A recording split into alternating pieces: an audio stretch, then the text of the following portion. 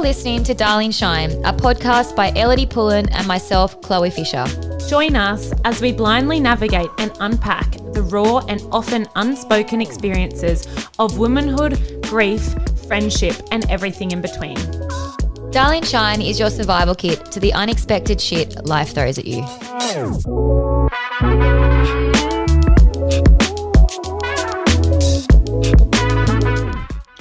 This episode is brought to you by Preen. Preen is an Australian-owned, vegan-friendly fashion brand. All their bags are made from neoprene, so this is literally wetsuit material, and therefore they're all machine washable. All designs are stylish, timeless, and versatile, from totes to crossbodies to backpacks. Preen bags make the ultimate uni, work, gym, shopping, beach, cosmetic, or travel bag. The team at Preen have been so kind in offering our Darling Shine listeners 15% off using code DARLING15 in capitals at preenbags.com. That's PRENEBAGS.com. This code is valid for a week only from today. Welcome back. Chloe, you're in Vegas. How is it? I am. It is so hot here. Oh my goodness. It's literally 42 degrees. I haven't had this heat in so long. It's like you literally have to swim through the air here. It's crazy. Even in the hotel rooms, I feel like the aircon can't even get it cold enough. But yeah, we've been in Aspen last week, and we were actually meant to come to Vegas a few days earlier, but we literally fell in love with Aspen. I don't know, like, if whoever's been there before can vouch for me, but it's honestly, when we got off the plane, it is literally the mountains are the greenest green you've ever seen. And Paul and I were just like, wow, this is incredible. And obviously we need to go there when it's snowing one day. And it's actually funny, and I haven't told you this, Elle, but we went up on the gondolas up the top of the mountain. And I'm so scared of heights, by the way. They were the height, like I was like shaking. I couldn't even look down on that thing. But I don't know. Like Chumpy's obviously been to Aspen heaps snowboarding. Yeah. I got this, like, it was so weird. I felt like a crazy lady, but I literally couldn't stop thinking that the whole time I was on that gondola, and I was like looking at the mountains going, oh my God, I just felt weirdly so close to him. And I was trying to like talk to him. He wasn't talking back at all, but I was like trying to be like, I'm here. Like, I was like, I'm fucking here. This is where you've been here before. It's so close to home for you. It's like, we're on the mountains. And I was just thinking about like us all it was weird. I had like a full moment on this thing, but I was trying to like be a bit full psychic and do one of our things where we like reach out to them, but he wasn't responding that day. He must have been having a nap or something. No, but he would have been with. But I just felt him there. It was so nice. Like, I don't know. I feel like when you're in those atmosphere, like it's like when we're at your house, you just feel his energy there. I just felt like being on the mountains. I was like, wow, okay, this is really cool. But yeah, so then Paul, he played a show there, and then we ended up staying an extra night there, and then kind of pushed the Vegas trip back. And it's 4th of July. It was just the 4th of July weekend here. So Paul had his first residency at Marquee at the Cosmo. And oh my goodness, I don't know if you saw my stories, but it was nuts. I mean, I was tripping because I was thinking everyone's in lockdown back in Australia. And then there's 4,000 people in a pool here, like sardines. Honestly, I've never seen so many people. Even when we flew from Aspen to Vegas, we had a stopover in Denver, and the airport, I was like, holy shit, I've never seen so many like moving people. It was nuts. And then, yeah, getting off here and being at the pool yesterday, and just went to some nice dinners. And yeah, I went to bed pretty early last night because I was just exhausted. But Paul went to another show last night. But we ended up staying another night tonight, and we're going to go to there's a show called Absinthe, and it's in the Caesar's Palace. It's in like a tent out the front, and it's like, we went to it last time, and it's so funny. So we'll have a nice little dinner. The buffet at Caesar's Palace. Have you been going to that? Oh, no, I actually haven't gone to a buffet since we've been here, because we've literally just flew in, went to bed the first night, and then the show was yesterday. So it's been good. It's so nice. Like it's been so nice to be back on the road with Paul, and but I miss you so much. So Chumpy's parents, Chris and Sal, are up with you. How's it been with them? Yeah, it's been so good having them up. It is really emotional. Like we kind of just like look into each other's eyes and just like we're just like, what the hell? Almost no words, and you're just like found just little tears form. But I'm nesting. I'm very much nesting. So since they got here, I'm like, all right, so you've got like I've given Chris Chumpstud like 100 because I just want everything to be perfect. I'm not doing your baby things. I'm just doing like house things. Like I'm like fix the backyard, do all this shit. Yeah. And like we're going through, we're starting to go through like Chumpy stuff in the garage and like opening up suitcases that I hadn't opened up before with like the last stuff he wore on his last trip to like the snow. It would have been that trip to Spain. Wait, he didn't unpack his suitcase. He just keeps tidy. Stop it. Yeah, he keeps snow stuff in the garage, and like so we get it out, and Sal and Chris are like sniffing everything, and it's just like just one of those stages of grief that you just it's just we're going through something this week massively, but also nesting for what's to come, and it's such a whirlwind. Like I mean, you never as I always say, like this time last year we were so blissfully unaware of what the hell was about to hit us, and this time, like today, I'm now having a baby in just a few months, having Chumpy's baby in a few months. He's not here. The in-laws are here. We're sorting out the house, and like I honestly can't get my head around it. I just say the same words all the time. It's just so surreal. There's no other way for me to explain. I know the truth and I know this is real, but I cannot believe it. And look, we're holding it together. We really are holding it together. So it's so lucky that you guys got to be together though, because everything seems to be in lockdown at home. So it's really nice that you guys actually were able to get together before it all locked down, because actually remember when it all happened, lockdown was happening again this time last year. And it's crazy but I saw the video of you guys and Rummy on your belly. That's what I wanted to ask. Has the baby kicked yet? Yeah, it's been kicking. Oh my God, I'm so sad that I didn't get to feel that before I came away. Yeah, no, little kickies have started so cute and so weird. Like it's definitely emotional. Like, is it the best feeling ever though? It is seriously the best feeling. I can't wait for you to have that. When did you feel the first kick? It would have been the day I left, basically. Much. No, I told you it was the day before I went down to Mansfield for Chumpy's lodge. That night I was lying in bed and felt like this big kick. Yeah. Oh it was my God. Like, hello. Oh my God. It's obviously probably all in my head, like, you know, but I don't know. Lately I've been believing nothing's a coincidence, but it's often when I'm having a moment or I'm talking about Chump or something and I'll feel something and I'm like, oh, he's there. Yeah. Oh my God. I'm so excited for this baby. I know I'm like, don't do too much nesting until I get back. So what have you and Chris and Sal planned for Thursday or today? I feel like with us, it's actually really hard to plan, especially since we're all, like, it sounds silly, but I mean, you know, since we're all together, we're trying not to plan anything because we're scared about how we're all going to be collectively on the day. So, and to be honest, the surf is massive. So my brother was like, settle down if you think you're going out there. Like, it's huge. But yeah, look, I'll go for a swim. Maybe we'll go out to the waterfall. I'm sure we'll hang in Chump's studio. Everyone's like, what are we doing? I'll come up. Like, I've taken work off. And I'm like, I think it'd just be a really special time for you and the family. And especially it's like a little gift that you guys are having, obviously this baby, that it's like, it makes the day a whole lot more sweeter. You know what I mean? At least you guys can celebrate that new life as well as celebrating Chumpy. Literally the circle of life is happening before our eyes. But yeah, like, I'm not a big planner in general, but at a time like this, I just can't plan. On Chumpy Day, I'm like, fucking let's get blind and have a party and, you know, like things like that. But this day, I don't know. I don't know how to take this day. So anyways, we're just going to get through it and not make too many plans, although we're just going to do, as I say, shred for Chumpy Day.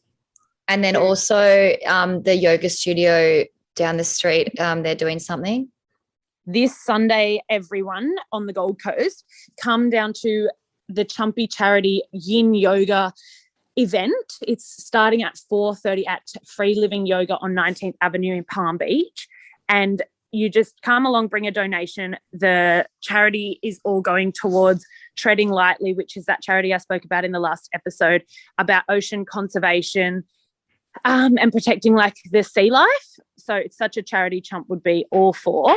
So yeah, I'm going to be there this Sunday. I think it's the 11th at 4:30 p.m. There's going to be like some mocktails or cocktails after, and like a few little cute little bits and pieces happening after, like food wise, I'm pretty sure, or drinks wise, and just like a nice excuse to get together and do some stretching and some yoga.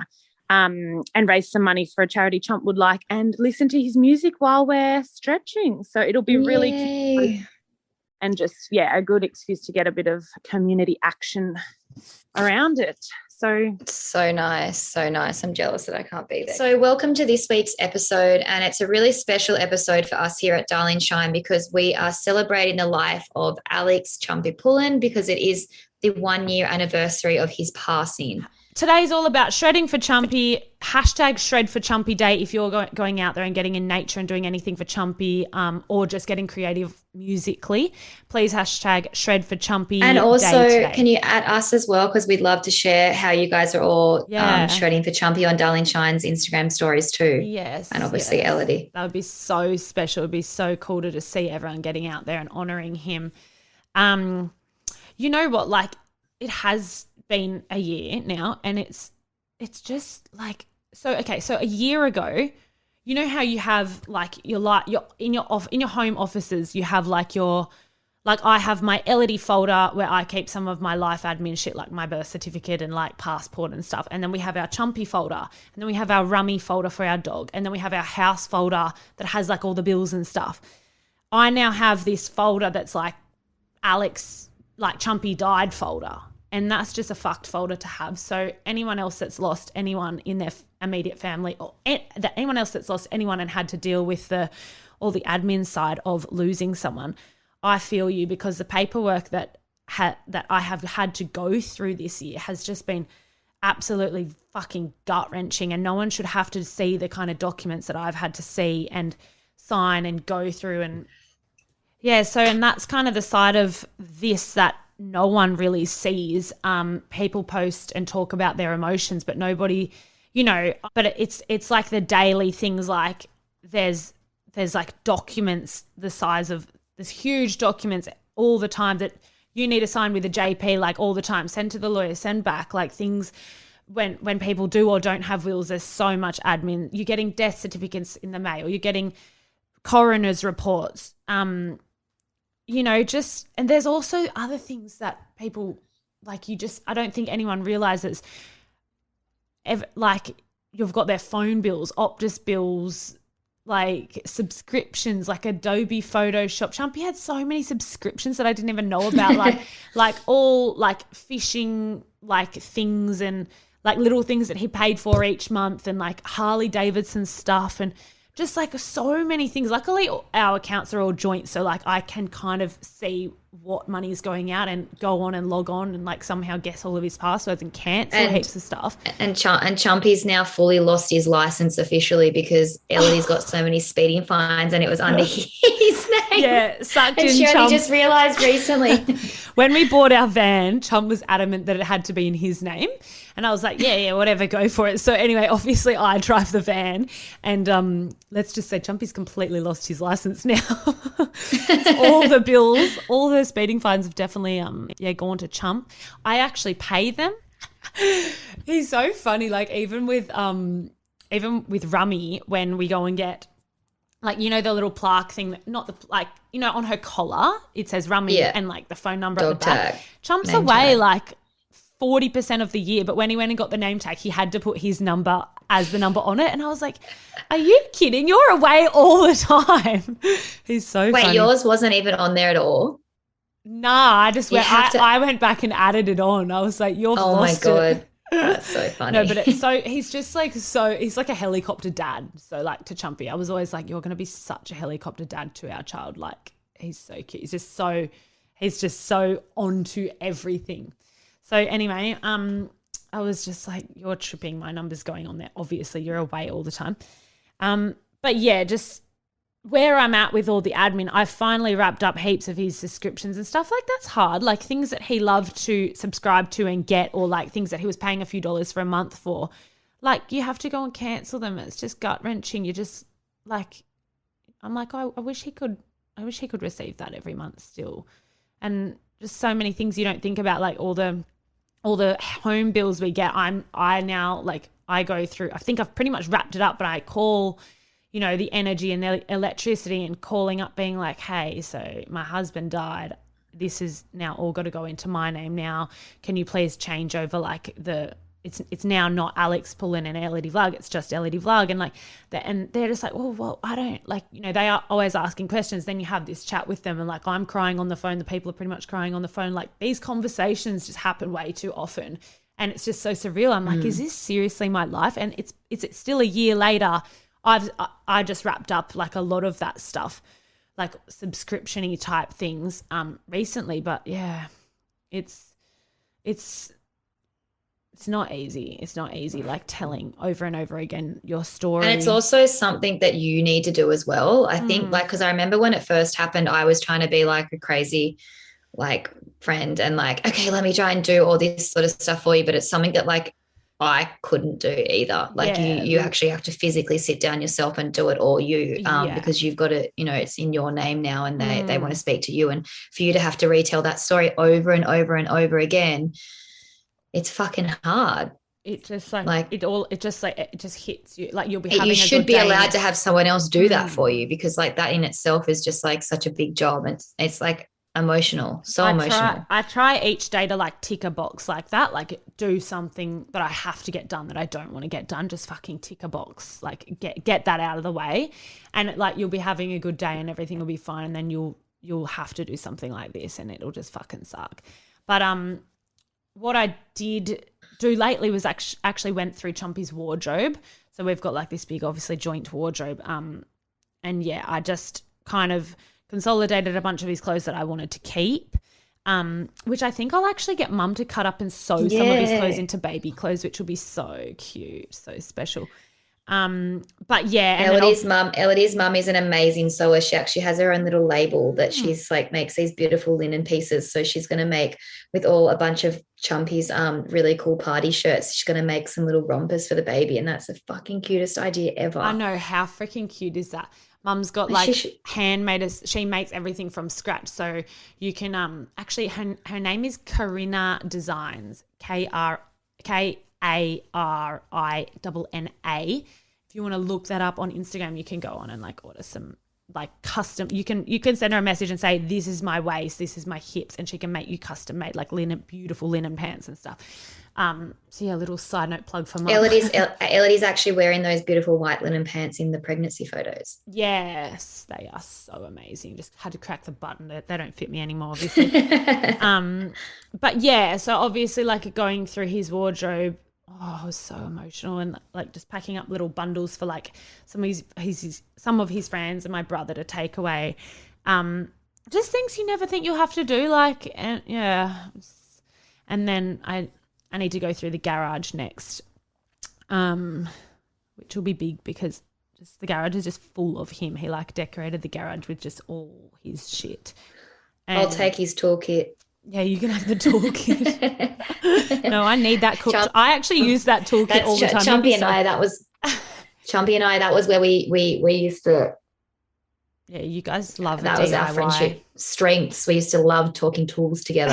If I needed anything, it's like, yeah, I'll be over. This is what I got. But I never had my toolkit and all that sort of stuff set up properly. He just like has everything. Yeah, Chloe, I don't reckon people know that about you. You're kind of like a tradie at heart. You love DIY everything. I remember when I was growing up in high school, I did like woodwork, and I was the only girl in the class, and I used to kick their asses in all of that shit. I actually applied for the block the other year and I didn't get fucking in. Yes, I remember we were all like, please. That was like my dream, to be on the block, and I applied with my brother, and yeah, didn't get in. But Paul has fucking no idea when it comes to handyman work. So it was Chumpy and I that were like the handyman. It's weird because like the more that we speak about it and like reminisce, Chumpy and I were just literally the same. So similar. Very, very similar people. Literally. And then Elle and Paul are so similar. It's funny. It's so true how opposites attract. attract. And then like you and me in our business, like we actually wouldn't work. Obviously, if there was two me's in this business, nothing would get done.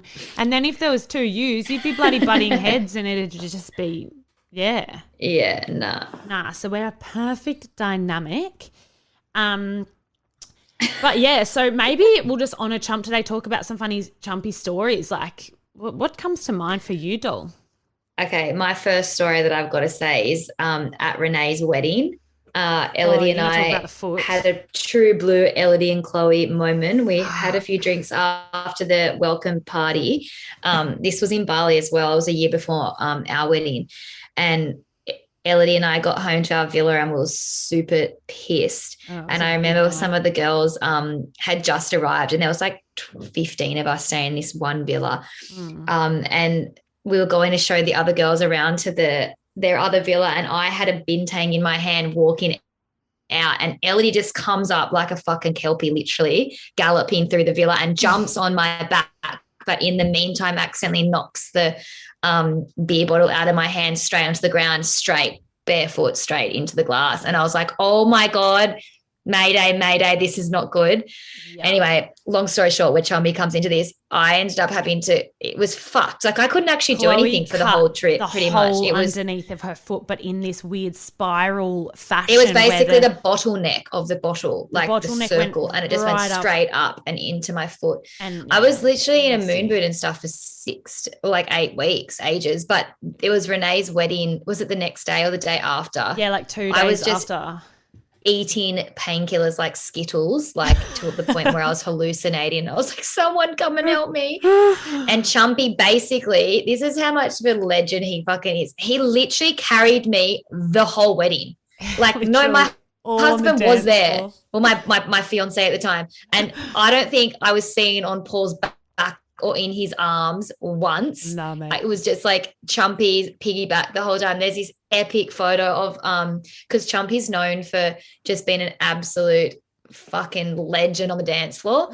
So any wedding or anywhere there's a dance floor and there's an opportunity for him to just be letting loose, he's on the dance floor. And yeah, there's this really sick photo of me on Chumpy's back. So he was letting me having a dance with him. It was really cute. Oh my God, but so good. He made sure I was included in everything. I just think he literally carried me around the whole of Bali. I don't know why it wasn't Paul. Yeah. He's gonna hate this. It's true. Yeah, though. sorry, Paul. Call it, like, you're not a handyman, and you didn't help me when I had a fucked up foot. So can DJ though. Can DJ, yeah. Literally carried you around Bali, and then we went back to Bali a year later for your wedding, and he was just a legend on the dance floor again. That was so funny that night. I've actually got some good footage from that too. Oh my gosh.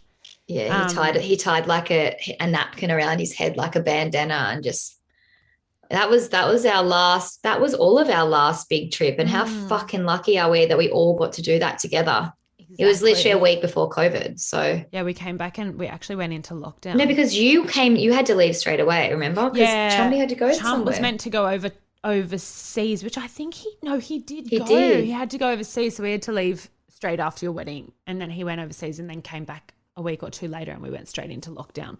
So yeah, then fully COVID happened. And like I do look back and I am grateful for the time we had just with Rummy at home, those few months just before his accident. Obviously never grateful for COVID, but just that time we had together because he was meant to be traveling that whole time.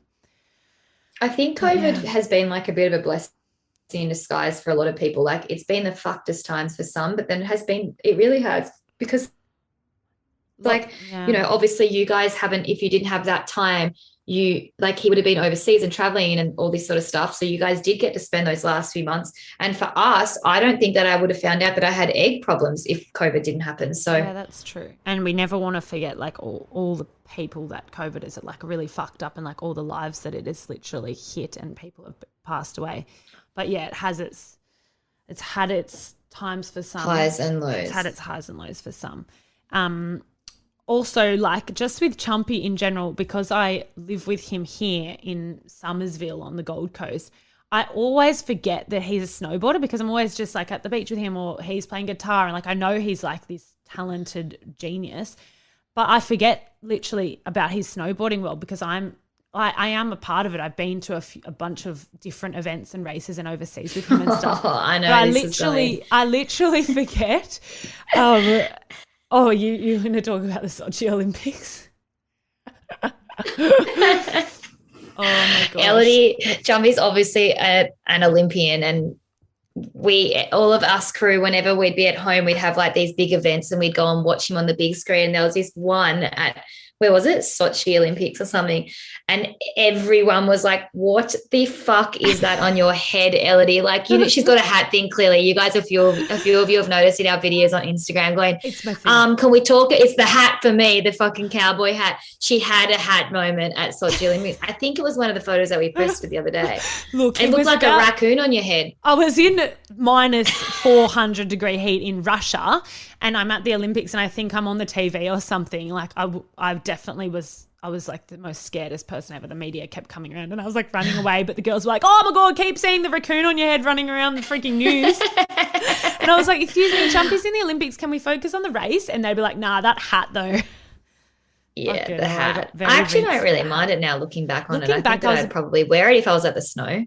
I was a bit trendsetty because I feel like everyone's wearing shit like that now. You'll have to wear it on one of the next episodes. And now just a quick word from our sponsor. Now, this was my favorite part when I did some research into the Preen brand. So the brand was actually started by a 20-year-old uni student as a side hustle in her bedroom. And now it's achieved global success and amassed a cult following.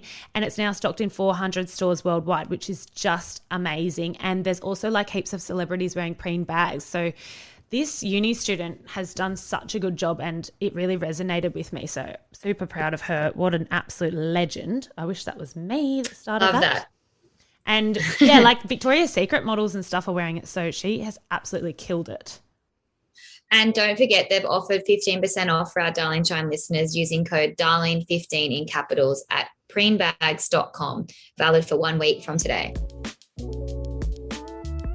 We've obviously had so many memories and like they're going to keep coming and we'll keep telling the stories as we remember them on the podcast because we want to remember him every single day. But I've got a question for you. What are you going to tell your baby about his or her daddy when it's old enough? How are you going to describe him? Oh my gosh. I feel it's a very hard question to answer. Because there's not enough words that give there's just no words. Like there's not enough words that give him enough justice, for who he was. But I am so lucky because I can show the kid everything about Chump. Like I was about to say that. Yeah, like he has all of his music on Spotify. He's literally like the gift that keeps on giving from the grave. I've got this baby in me. I've got on Spotify, like for everyone to listen to all of his music. He has a YouTube channel which no one even knows about that he's been running since he was like 12. And there's 50 plus, maybe 60 plus episodes on there. Literally our Bubba will just be able to like see Chumpy growing up, traveling since he was like 13, traveling the world snowboarding. Like all this is documented. And he still did episodes when we were together, but like kind of fizzled out in the last few years.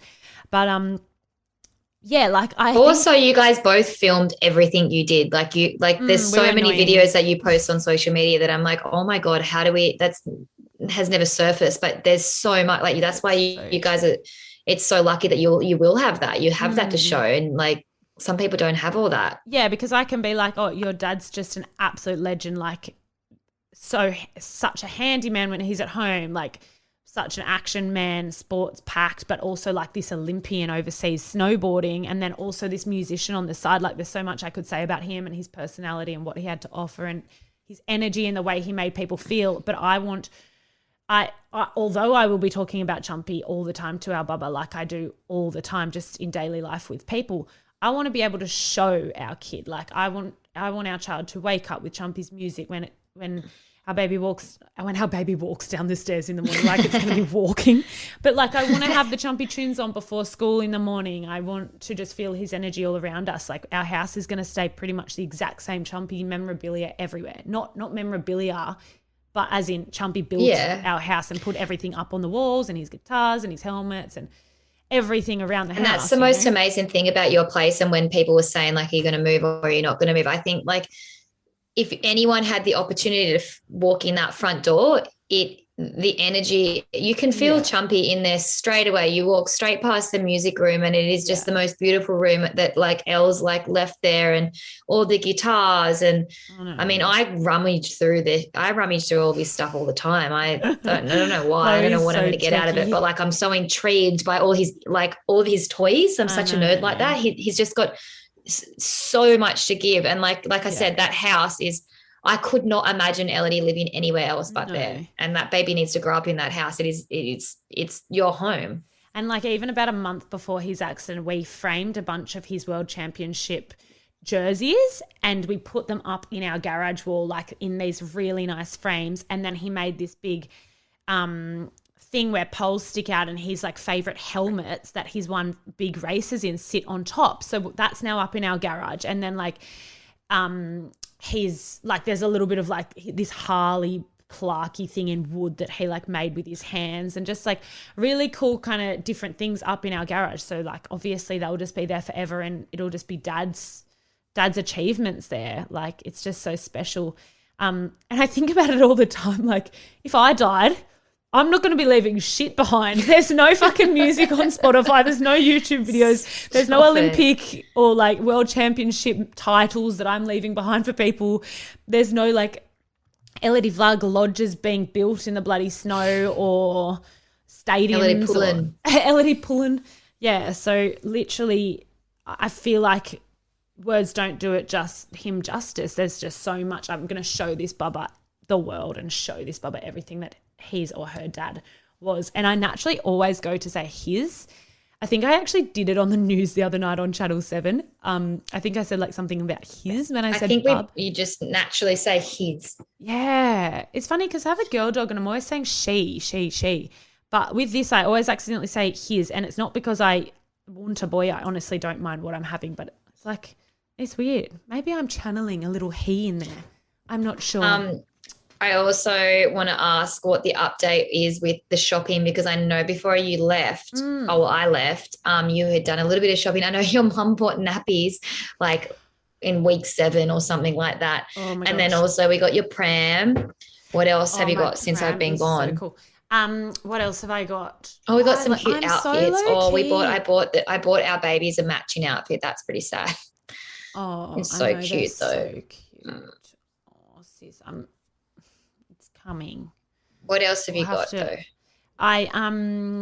What else do I honestly have like nothing. Like I don't have much. What I do have is people have given me a few little like tops and stuff, but I do have what I do have is actually the Preen wetsuit material bag that I've already been using. Like I took it to the markets the other day and it actually is going to be so good when little explosions happen from the kids, like from either end, because I can just chuck it in the wash. Because the other day I spilt this green juice on it at the markets, just chucked it straight in the wash.